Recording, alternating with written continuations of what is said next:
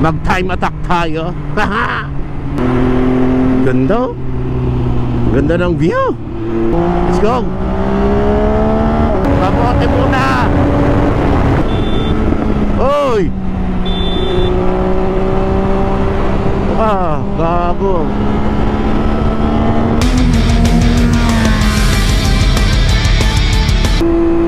So, good morning mga katods. It is a beautiful Saturday morning. At sa wakas hindi na umuulan, ano. So, as usual, meron tayong breakfast ride kasama ang Chop Suey Boys. Ngayon lang ulit magka-breakfast ride ang grupo. Madalas kami lang ni Riker at ni Relly. Pero this time makakasama na si Doc Arvin. So dahil maaga pa, nangamote muna tayo. Let's see kung gaano natin kabilis mapupuntahan ang Petro northbound, yung may Cafe de Lipa. Mag time attack tayo.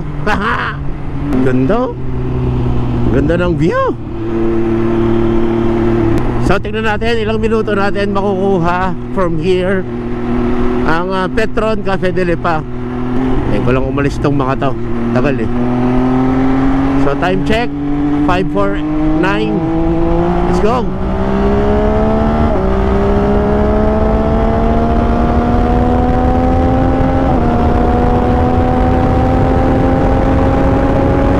Pamote muna.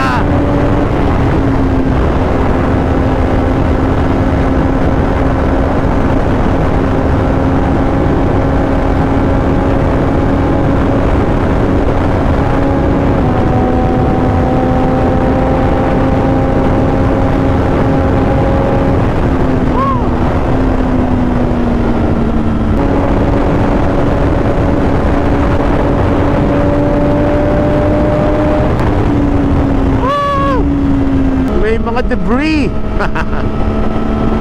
Nice start. So time check 5:50. Approaching ng San Jose exit. Yun lang. Hindi tayo mahihirapan. Dumami na ang sasakyan. The sooner we can pass them, the better for us. Daming butas. Tapos ito, balik na tayo dun sa fast lane. Yun na. Here we go.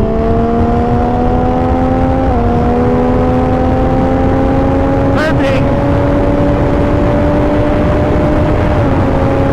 200 on the curve mga katods. Woo! Maganda-ganda ang ating run. Let's do it.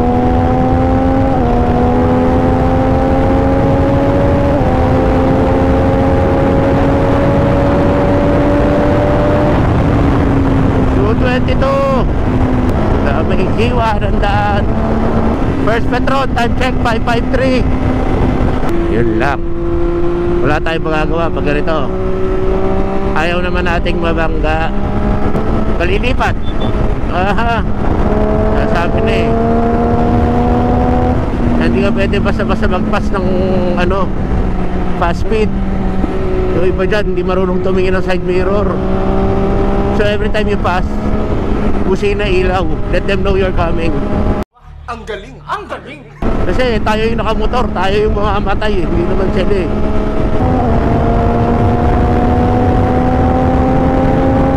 Perfect.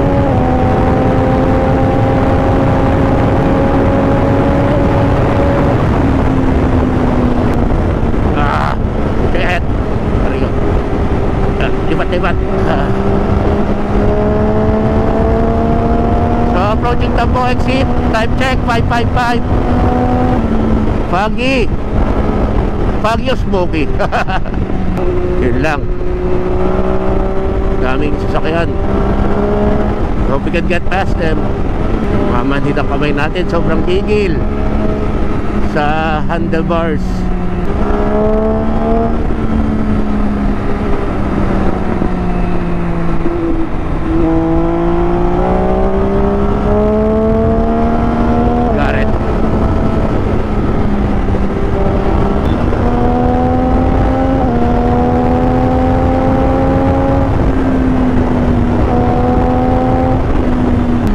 556, time check. Petron, Cafe de Lipa. So kinuha natin siya ng 559. So 6 minutes, ganun. Good na. Partida, marami pang sasakyan yun, ha. Manhead ang aking kaliwang braso. So it took us 6 minutes to go here from Balagtas exit ng mga tods. So balik na lang tayo mamaya pag dumating na ang mga tods. So tinanghali ng gising si Doc Arvin, ano. Punta na lang tayo ng Petron kilometer 44 solo mode. Tingnan natin kung gaano tayo kabilis makakarating ng Petron kilometer 44 from Tambo Petron. Let's hear it. Time check 619. Medyo madami ang sasakyan, pero kaya riyan may minivan. Basta pag nakakita tayo ng diretso, bulusok. Wala tayong aaksayahing moment.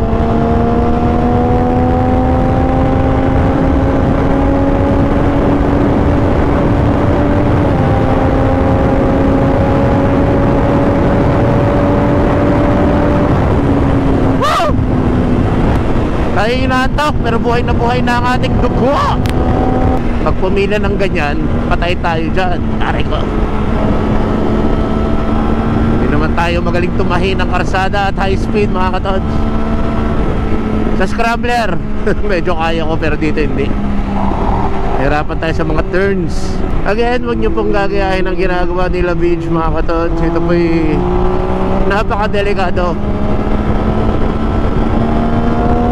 At buo dapat ang iyong loob. Pag kinakabahan ka, huwag na. Kaya yan, hindi ko matansyahan kung kaya ko bang unahan or not. I'm choosing not to.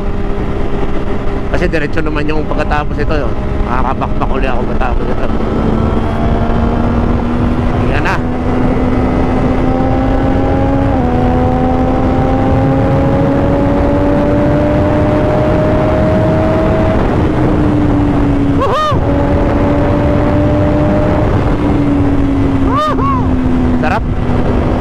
Lord, it's nice to be alive. So yan, kaya niya, no?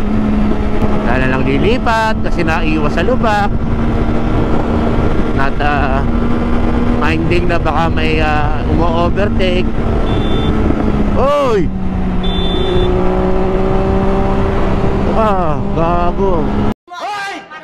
Share the road, buhen. Huwag gago porque malaki. So, time check 622. Malbar exit na tayo ng mga katods. Ay, nako. Nagawad mo pa ako ng karsada. Ang bagal-bagal mo naman. Oh, kasi hindi agad babalik. Ay, nako.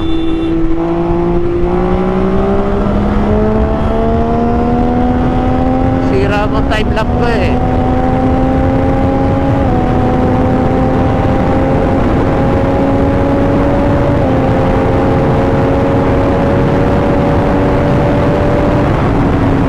Barriers! 235.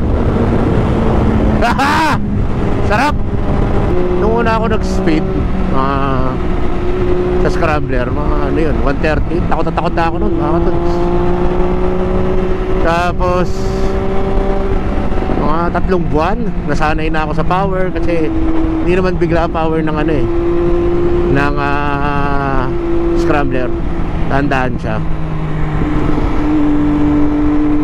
Naghanap tayo ng ibang motor.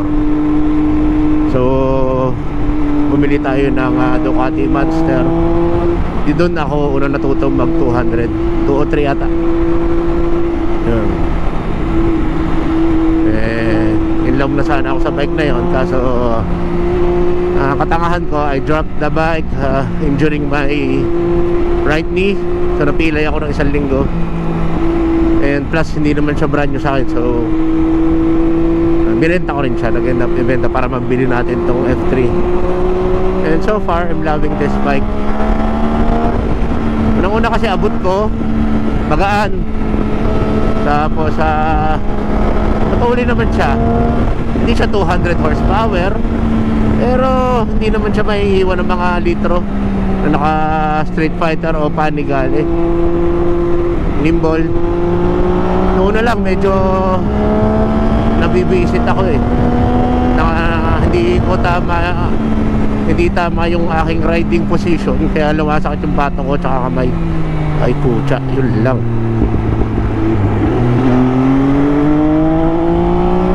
So 6:24 time check. Tayo ay nasa Tanawan exit na.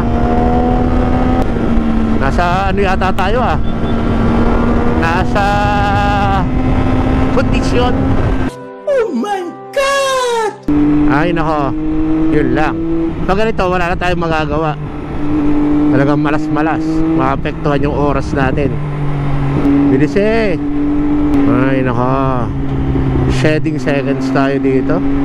Yan, bago hindi naman maka-overtake agad. Ayaw pang babalik sa linya niya.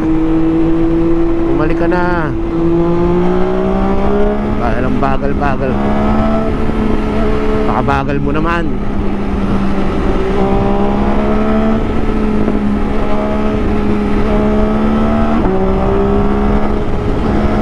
So time check 6:27. Nasa Santo Tomas toll area na tayo. We're battling against high magnitude of cars and big trucks and buses. Hindi naman basta maka-overtake. Timing din ang decision mo eh. Kaliwa kanan, ano yan eh, parang buhay. You will live by your decision. Kung maiiwan ka o sa karsada, mga katodsa, hindi sa relasyon. If you choose to go right, left, kung ano yung instincts mo, titignan mo kung mabagal yung nasa unahan niya, saan ka kasya, saan ka safe. So sana magkamuti dito, pero huwag na lang. Madali na tayo, speeder na nga tayo, dumaan pa tayo sa kanan. 6:29, tayo ay nasa AC Tex na po, mga katods. Dapat 30 seconds lang ito mula Tanawan. So ganun talaga. Pagtaka ito mga gumagawa ng asfalto, no? Bakit kaya laging uneven? Yun, nagkakarsada din sa kanan. Sana walang butas. Patay ma-fall. Okay, time check 6:31. Nandito na tayo sa AC Tex toll booth area, no? Malapit na tayo sa Calamba. Malas tayo 6:19. So sabihin tayo 11 minutes nang mananakbo. Bagal. Saan mo, Brad?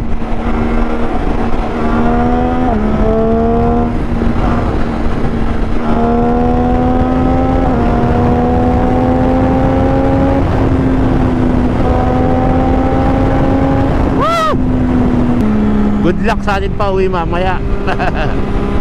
You got a sports bike, treat it like a sports bike, mga katods. Ano, huwag tayo mahuli ng overspeeding mamaya. Ayun, tinan mo, bubusina na ako. Thank you. Tayo na daan para walang kalaban. Gago ka. So time check 6:34. Nandito na tayo sa dating Calamba toll area. So nandun na yung Petron kilometer 44. Medyo madami na sasakyan din eh. Hindi tayo hinuli. Wala pa yatang namamarel. Ay. Yan na. So time check 6:35. Nandito na tayo sa Petron kilometer 44. So ilan ba yun? Ilang minutes? 16 minutes plus 6 minutes kanina. So 22 minutes pagka mula Balagtas hanggang dito, yung base sa ating takbuhan kanina, no? So puntahan na natin sila. At dito ko na lang po siguro natapusin na aking vlog for today, mga katods. Again, maraming salamat po sa inyo, sa inyong panonood ng aking mga video. May kwenta o wala. And this is the Beach Moto signing out. babush. At happy Saturday sa inyo mga katods. Yung dalawang hindot to.